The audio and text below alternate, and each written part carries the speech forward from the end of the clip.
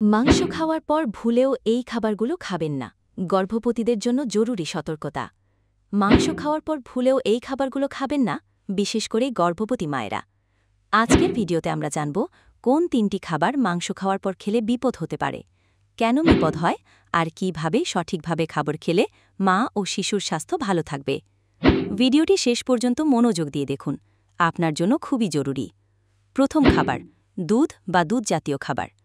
মাংস খাওয়ার পর অনেকেই গরম দুধ বা দই খেতে পছন্দ করেন, কিন্তু গর্ভবতী মায়েদের জন্য এটি বিপজ্জনক হতে পারে। মাংসের প্রোটিন আর দুধের প্রোটিন একসাথে হজম হতে বেশি সময় লাগে, ফলে পেটের গ্যাস, অম্বল, বমি ভাব হতে পারে। তাই মাংস খাওয়ার অন্তত 2 ঘন্টা পর দুধ খাবেন। দ্বিতীয় খাবার, ফল বা ফলের জুস।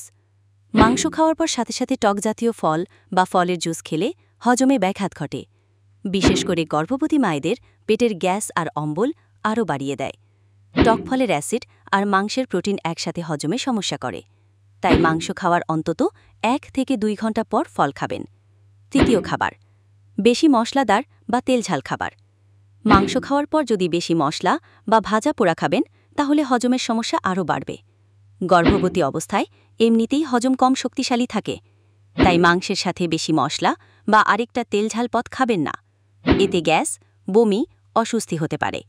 তাই গর্ভবতী অবস্থায় মাংস খেলে অবশ্যই সঠিক নিয়মে খাবেন। সবচেয়ে ভালো হয় সেদ্ধ বা কম মশলার মাংস খেলে। সাথে প্রচুর পানি খাবেন আর তাজা শাকসবজি খেতে ভুলবেন না। যদি পেটে সমস্যা হয় বা অস্বস্তি লাগে, দেরি না করে ডাক্তারের সাথে পরামর্শ করুন। আপনার সুস্থতা আর আপনার অনাগত শিশুর সুস্থতাই সবচেয়ে বড়। ভালো থাকুন, সুস্থ থাকুন। ভালো থাকি প্রতিদিনের সাথেই থাকুন। ভিডিওটি ভালো লাগলে লাইক দিন, বন্ধুদের সাথে শেয়ার করুন। ফলো, সাবস্ক্রাইব করুন এমন আরও নিত্য নতুন হেলদি টিপস পেতে।